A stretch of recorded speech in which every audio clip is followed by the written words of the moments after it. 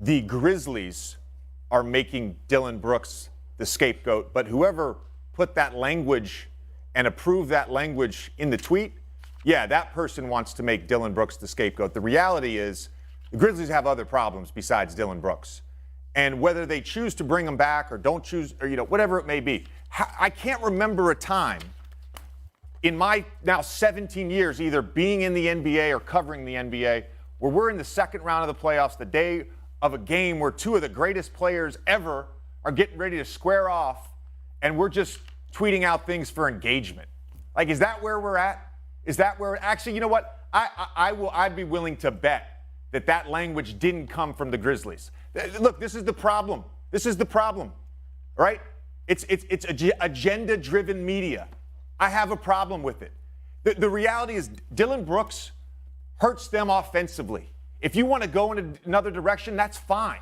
That is fine. Do the antics, did that hurt them? I actually don't know. I don't know how much that hurt them. There's other problems in roster construction, guys being out. Like, there's other issues besides Dillon Brooks and him poking a bear. The entire culture around that team has changed a lot in the last 2 years. I actually remember this. When I was in the bubble, there were two teams that had FU written on their forehead walking around. You see them at the hotel, you see them at practice, you see them at games. There were two teams that I was like, oh, these guys actually want to be here. And it was the Memphis Grizzlies and the Miami Heat. The culture has changed a little bit. There is semantics. Is Dillon Brooks the only one that's a part of that? Like, to me, he's not the scapegoat. And whoever agenda it was to tweet that out, I got a problem with that. And if you ask Dillon Brooks' teammates, they ride with him. They ride with him. It's okay to go in another direction. I don't understand why you have to kick a guy while he's down. For engagement? Really? Well, here's my, first of all, for the most part, you're right. There are people in the media who are guilty of exactly what you just said.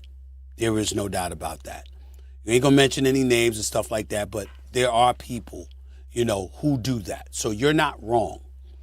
What I will say to you, as a guy that's covered the league for decades, as a former beat writer, insider, all of that stuff, always remember this, JJ. Don't ever assume that somebody is just saying something and they didn't get it from someplace. Oh, every single. Hold on. Sure. He got it from someplace. I'm not. Okay. There's no debate with me there. Okay. Somebody said that. Yeah. That's what I'm saying. Right. I'm talking about somebody within the organization. No. He's a man of integrity. I'm not saying he made that up at all, Stephen. Okay. But I have a hard time believing it came from. I have a hard time believing it came from within a higher up in the Grizzlies organization. Well, I will say this to you, and that's where I will challenge you on that. Never forget what I'm about to tell you.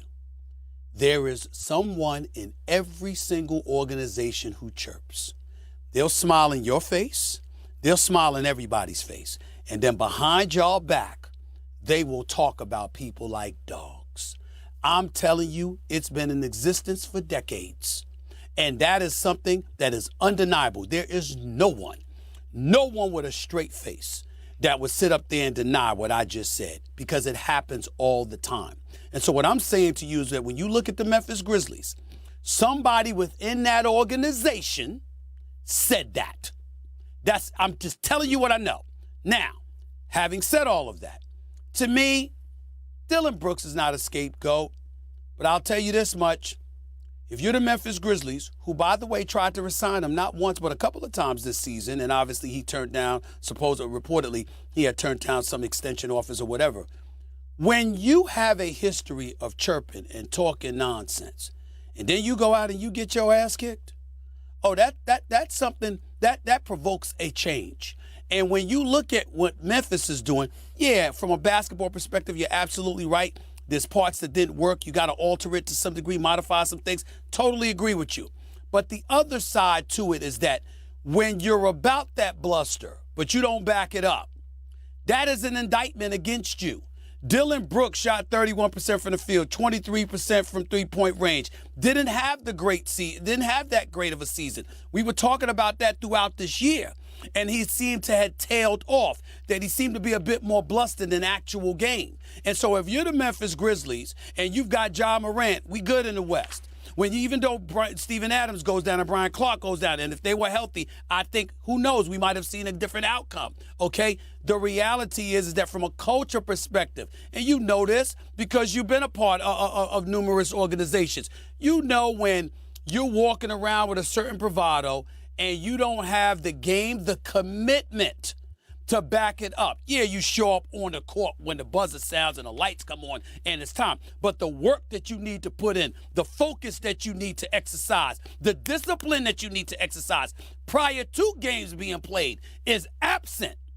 That's when you start looking at little things like what Dillon Brooks did in the postseason, because you're thinking about what led to him thinking that was okay and how they ultimately ended up performing collectively. And as an organization, you're saying, we got to do something about beyond the pale is all I'm trying to say. I wouldn't go any further than that because for the most part, I agree with you. And I don't blame you for being pissed off because there are people in the media that are every bit as guilty of exactly what you're saying. You're absolutely right. I just want to say one thing and I'll let Doggy go. Look, I think it's tough to be the villain. And I think it's tough to play that role. Draymond has talked about that very openly. I'll say this about Dillon Brooks. He's going to talk to a lot of teams this summer, and maybe they'll ask questions about the antics, and maybe we'll have to, commit to being a little more square or whatever it may be. He's going to help a team next year. He's going to help a playoff team most likely. Right. Like Dillon Brooks is not a bum. Like a lot of people think. I just want to say that. He's not a bum. Right. I'm amazed we have spent so much time on Dillon Brooks. I am amazed. Really? Dillon Brooks, who didn't even talk to the media when they lost by 50? The obvious thing. We've done a very good job, but look, the numbers are the numbers. We've done a good job of putting up all the numbers last night that attempt in some way to justify this decision. And yet at the end of the day, Steph Curry takes that shot unless there is no other option, right? If not, if Klay is wide open, Klay takes that shot. Jordan Poole from 31 feet away is not the look that we need. As Ryan Clark pointed out, there were 4 possessions that took place in the game after he launched that, so there was plenty of time. And it just didn't look comfortable from that distance for him. I know he's got that kind of range, all things being equal, but they weren't equal in that situation. Where he caught the ball from, the situation in the game, I don't necessarily think he was affected by the pressure, but that's a bad miss because of the distance of the shot, and it's just not maxing out what you had a chance to get. And it's not 100% his fault. I also think Draymond and Jordan Poole getting up the floor so late set this situation up where the ball was reversed so far from the basket that's where the reversal comes from Draymond Green. But Jordan Poole had every opportunity to step in to a closer shot prior to receiving the ball, and he chose not to do it. You did a great touchscreen that demonstrated that a few moments ago. And it's another example. Steve Kerr chose not to call a timeout.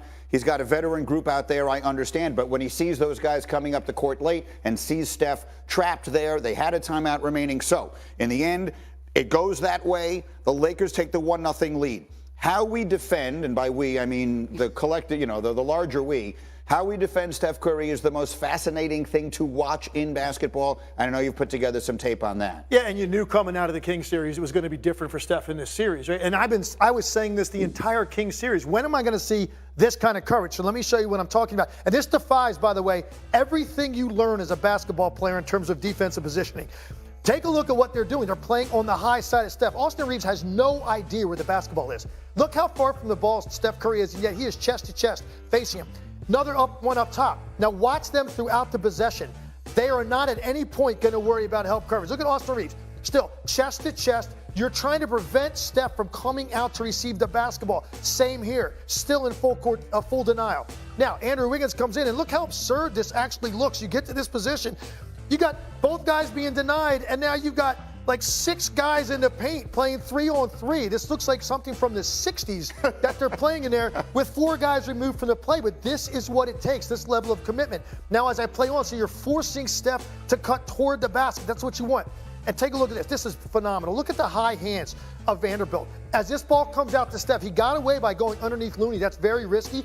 But he closes out with high hands, which is going to force Curry to have to put it back down and you're going to chase him right into Anthony Davis. It's exactly what he does. Davis is there. Vanderbilt comes from behind, gets the block. So it's that chest-to-chest, full denial all over the court. One more example of this, and I had probably 15 of them written down. Same thing here. You're getting on the high side. There's only one place for Steph Curry to go. He's got to come this way because Vanderbilt is not going to allow him to come get the basketball. Force him into the lane, and now watch how this plays out. Again,